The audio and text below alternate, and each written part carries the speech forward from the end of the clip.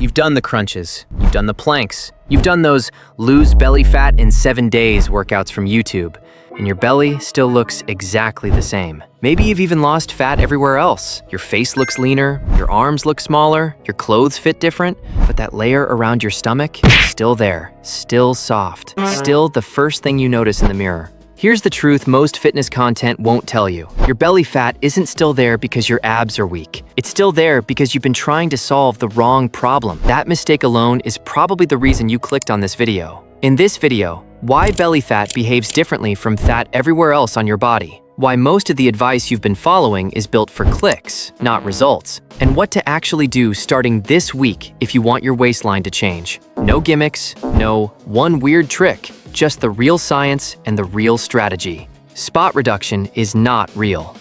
Let's start with the biggest lie in fitness. You cannot spot reduce belly fat. Not with crunches, not with planks, not with ab circuits, not with waist trainers. That is not how your body works. When you do a crunch, you train the muscle underneath the fat. You do not burn the fat on top of it. Those are two completely separate processes. This is why someone can do 1,000 crunches a day and still have belly fat. And it's why someone who never trains abs can have a flat stomach. The difference wasn't the exercise. The difference was the deficit. Fat loss happens system-wide. Your body decides where fat comes off based on genetics, hormones, and biology, not which muscle you're flexing. So why does everyone keep selling spot reduction? Because 5-minute belly fat burner gets more clicks than stay in a calorie deficit, lift weights, eat enough protein, and be patient for 12 weeks. One sounds exciting. The other actually works. But that's only the first layer. Belly fat isn't just hard to lose by accident. It's biologically designed to be the last thing your body gives up.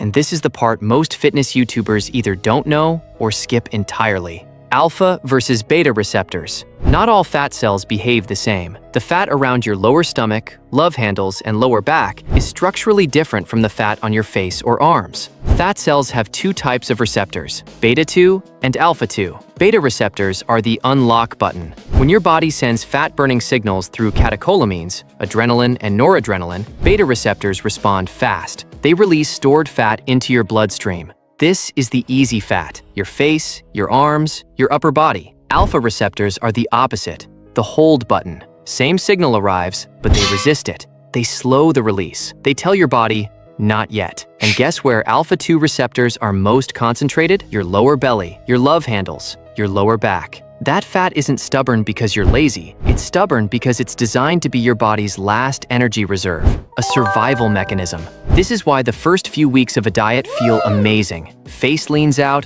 upper body tightens, scale drops, then suddenly everything stalls. It didn't stall. You ran out of easy fat. Now your body has to go after the alpha receptor areas. That requires more time, more consistency, and a smarter approach. This is where most people quit. And it's the worst possible time to quit. So now you know why belly fat is the hardest to lose. But knowing the science doesn't fix it. What actually fixes it? That's next. 5 things that genuinely move the needle. And number 4 is the one most people completely underestimate. Number 1, a moderate, sustained calorie deficit. Not starvation, not 1,200 calories. About 300 to 500 below maintenance held over weeks, not days. Your body won't tap into alpha receptor fat stores unless the deficit has run long enough to exhaust the easy stores first. If your deficit only lasts until Thursday before the weekend blows it up, your body never reaches the stubborn areas. It keeps recycling through the easy fat while your belly sits untouched. This is the trap. Most people quit right before their body would have finally started pulling from those lower belly stores. Number 2, high protein intake. 0.8 to 1 gram per pound of your target body weight per day.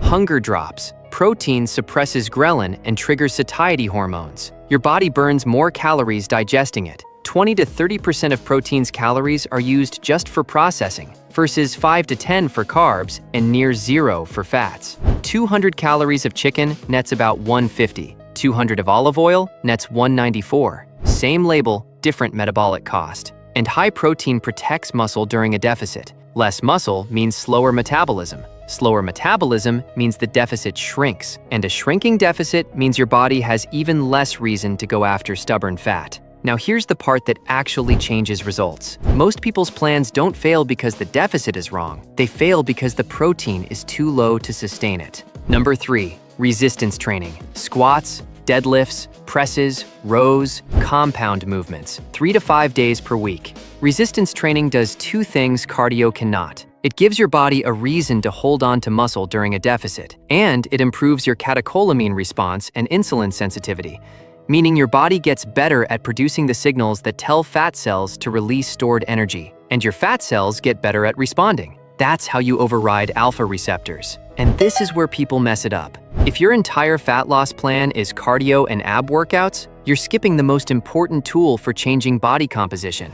Number 4, sleep and stress management. Cortisol, your primary stress hormone, has a direct effect on where your body stores fat. Chronically elevated cortisol tells your body to store fat preferentially in the abdominal region, not your arms, not your legs, your belly. So you can be in a perfect deficit, perfect protein, training hard, and if you're sleeping 5 hours a night, running on stress and caffeine, your body is fighting you. One signal says burn fat. A competing signal says store it in the belly. This is why your plan keeps failing even when it looks right on paper. Your belly fat has a hormonal bodyguard. Fix the sleep, fire the bodyguard.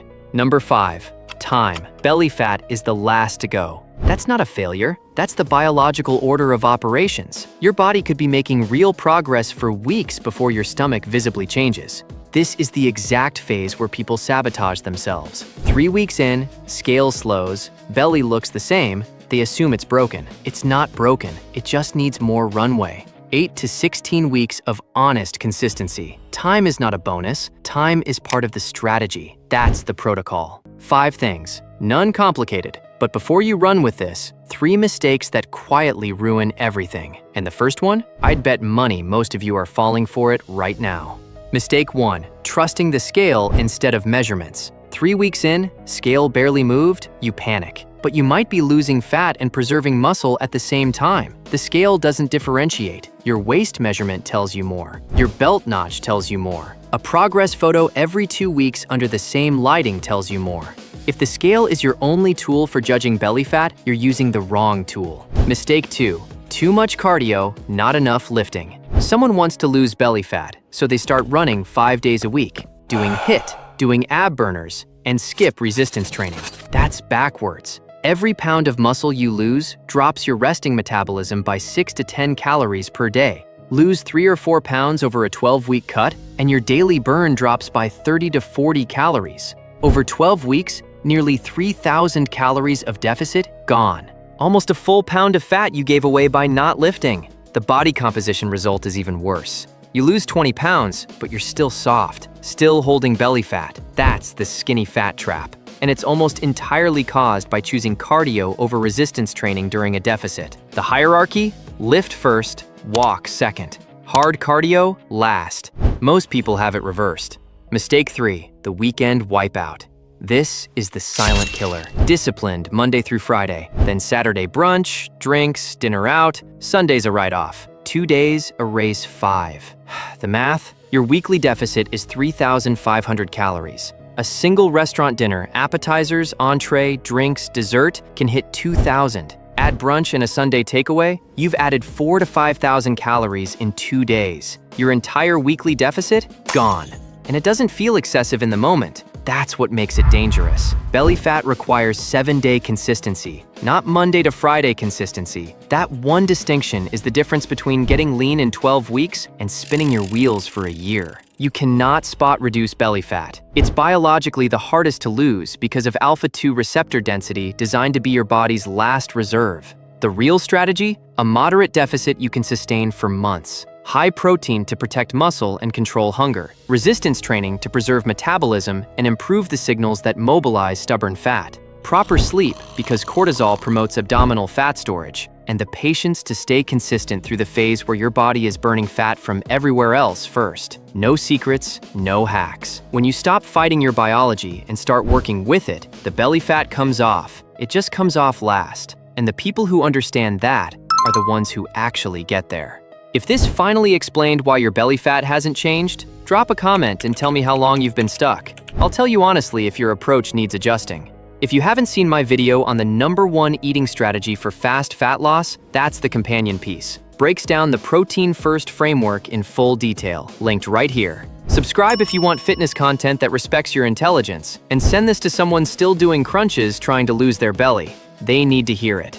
I'll see you in the next one.